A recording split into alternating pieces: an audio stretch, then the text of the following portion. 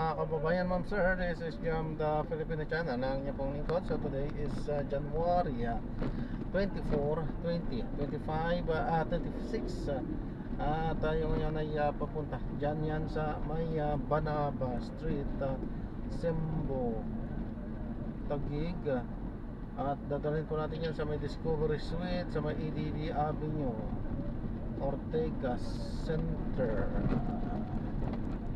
San Antonio, Pasig po yan. At magbabalik po tayo mamaya konti po pag nakuha na po natin sila.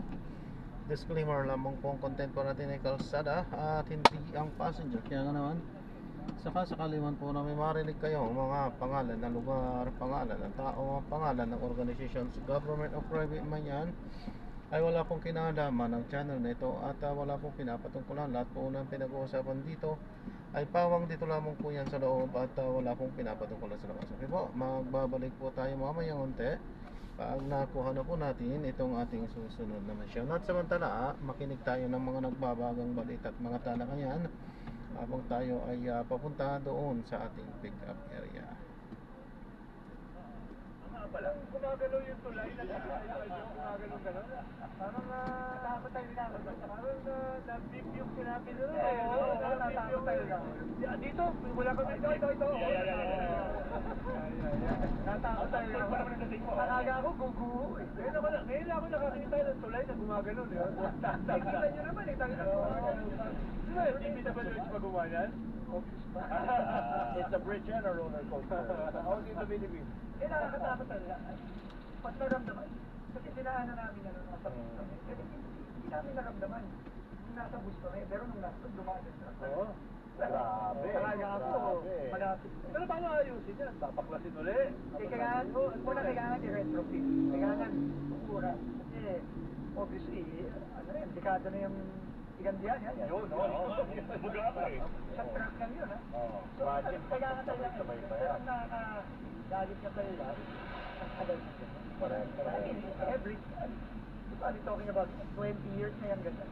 Kaya bigla kayo nagsalita ng foreign language. Oo, foreign language. Kapag German tayo doon pala. Actually, Sen, dito pwede nyo gawin. Uy, walang bibib sa inyo dito. Dito ka, marami. Tayo mag-German o kaya Pwede. Oo. Private joke namin yung check, private joke namin. Siya ka nakakaya. Sa pag-ilibot, Sek? Bouncing check. Sa pag-ilibot mo, Sek Vince, ano bang kalagayan talaga ng atin? Kasi hindi lang pala platform to pinag-ilibot mo, mga bridges mo, mga tulay. Tapos nakikita ka namin sa mga bus, sa mga daan naman. Anong kalagayan ba ng Pilipinas ngayon? Alam naman natin yan, alam ng mga kababayan natin yan. Everywhere sa bansa, unfinished bridge, unfinished road, mga tulay na umaagaw.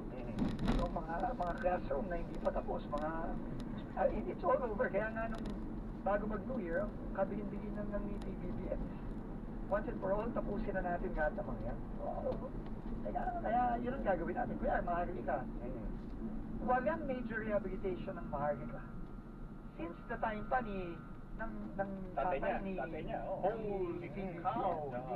We're talking about what, 50 years? Wow! Since Maharlika was built in the 70s, natapos ang Maharlika. So, and kitang-kita mo naman ang problema, tapal dito, tapal doon, obvious naman kaya naman tinatapal-tapal ganyan kasi pinagkakakitaan. Medyo, para may back job ang ibig sabihin. Pero dahil yung mga kontraktor ang gawa niyan, sinong kontraktor naman ang gagawa nito mga sinasabi niyo? Hindi na pwedeng yung mga dati. Hindi na pwede. And then, sabi ko nga, nung kinausap ko yung mga LGUs, yung mga governor, na-meet ko si Governor Rosal ng Albay, siya kasi ang chairman ng RDC, si Governor Elry Villapuerte, best friend ni Mamahalan. Sabi ko, once and for all, ayusin na natin. But the way to do it is, hindi na pwede itong gagawin ng district office, gagawin ng region, hindi na pwede. It has to be done na pang-magakian na, pang-matagagan na. And then the runway is short. Because that's the only way na maka-attract tayo ng mga magagaking mga kontrabisita. No, na talagang aayusin na ng tama yung pangmasagagan. Correct. Yun yung ganun. Pero kung matagal din ayusin, Sec, ang worry ng mga tao pag nagpapalit ng administrasyon, nagpapalit din ng mga heads of agencies. Ano, how can we do it na Continuity. kahit magpalit kayo, may continuity, itong gagawin at yung hindi na continuity, Sec, di ba? Quality. Ang paraan ng para gawin yun is matapos sa terminal. From Apari all the way to kaya yun. Pero may ginawa kasi si Secretary, hindi naman sa sumisit Kaya yun. May ginawa kasi baka hindi nila maalala. Inayos na yung costing. Ibig sabihin, kahit may pumalit sa kanya bukas, hindi na pwedeng talikuran yung There's a costing. framework. Ibig sabihin, kahit magbago yung administrasyon in Mahirap na magawin yan. Hindi mo na mababago. Yun yung sagot doon sa tanong ni... Hindi, tsaka yung ano din, yung key din is gawin na natin ng mabilisan. Sabi ni Pangulo, kailangan matapos na to. And alam mo, hindi naman rocket science yung pag-aayos ng Marika Highway. Hindi din rocket science yung pagtatapos ng mga tulay na bitin-bitin. No? So, it's a rehabilitation for You that just need matter. the right design and you just need the right people to do it. So hindi kinakailangan na graduate ka ng Philippine Science, no? Tulad ni Doc Quito, no? O kaya ay graduate ng UP, no? Pwedeng isang undergraduate. Yan, no? yan. Or drop out, di ba? Pwede, pwede. Parang may nag-a-apply. Ay, nag-TV, Oo. Pero ang tanong ko, Sec, ay nung Yan, nandito na inasyon tayo. mo yung position na yan, parang Na-drop na natin sila. So maraming salamat po sa pananood. Hanggang sa muli, ingat. God bless. Paalam po muna pansamantala. Tayo ay gagawa na ng ibang video So, tuloy-tuloy natin guys. sa ating susunod na mission. Tama ka, kahit Paalam po. Pwede magkaso. So, ang importante yan talaga is hindi tayo titigil. No, we cannot. Hindi pala tayo nakapag-play kanina at siyempre alam na natin ang mga kadahilanan Those things kung bakit hindi tayo nakakapag-play. Ano po? Tuloy-tuloy na natin. Nalinis nyo na ba? Yan. Ng Paalam po muna. Pansamantala po. This is Jam, the Filipino channel. Ang mga pamukot. Paalam po. Matagal-tagal yan. No? Pero I think, no, ang importanteng gawin dito is, ano to eh, talagang cultural change dito sa loob ng isang institusyon. No, and when I started, paulit-ulit ko sinasabi, no, na naniniwala pa rin ako na higit na kararami. Sa loob ng DPWH, these are good people. These are good, honest, hardworking people. 223. Especially the young engineers there. No? We just have, the problem is in any organization, kapag may bad eggs dyan, pag may bulok dyan, parang prutas lang yan eh. Parang pongkan lang yan. Di ba? Parang pongkan lang yan. Pagka may bulok na pongkan, kakawaan yan. Si Ronald pa, madalas ang po. Hindi mo na ito. Sino kailangan ng exorcist? Sino kailangan ng Ako taga-bigyan ng mga regalo dyan. Good afternoon po. nung Iba-iba yung mga. nung ilang araw Happy po. may mga susunod ba? Ngayon lang ako nakakita. SM Mega Mall. DPWH Secretary na pumupunta sa mga eskwelahan. Kinakausap yung mga estudyante at saka bata. Ano ba to? Kasama yung Ano ba to? Wala ba to? Sinadjustan ba to ng mga PR? Katulad ni Alan Hermano? O meron ba talaga to na malalim at malawak ang layunin? Dahil ngayon lang tayo nakakita ng ganito. No? Ano bang ibig sabihin yan? Kasama yun dun sa tanong ni Boss Mike. We need to change culture. And the only way to change culture is to, number one, remove the bad eggs and replace the bad eggs with fresh, young ideas, patriotic, dynamic, young engineers. No? And the way to do that is to go to the schools.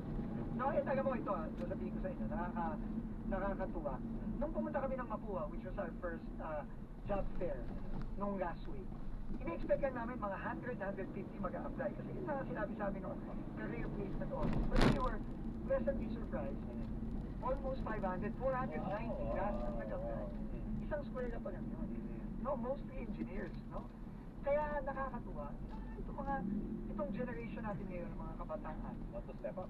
they really want to step up. They want to be part of the solution and not just, spend the whole day typing or copy on their phone and complain. Yes, tama naman. I think mo ngayon, Be the yung change. complain na complain. Complain na lang,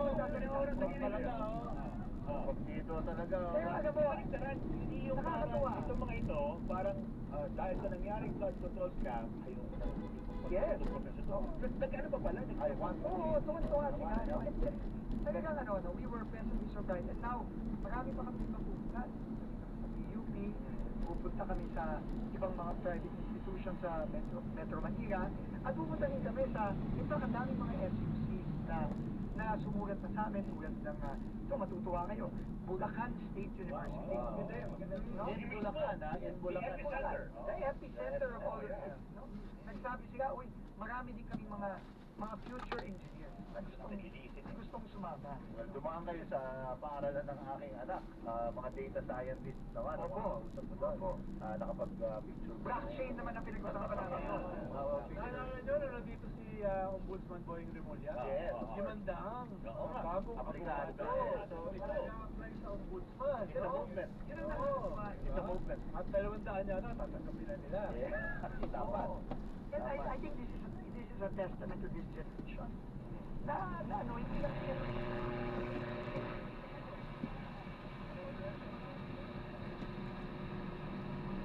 Doon po sa likod mo o dito? Dito po kung gusto niyo po. Pare-parehas naman yun, magtatagpo naman sa loob yan. Sige po, ingat po ma'am, God bless po. Ayan, so na-drop na natin sila. So maraming salamat po sa panonood hanggang sa muli. Ingat po at God bless. Paalam po muna, pansamantala tayo ay gagawa na ng ibang video sa ating susunod na mission. Paalam po muna, pansamantala. So this is Jam pa rin, The Filipino Channel, ang inyo pong lingkod. Paalam po.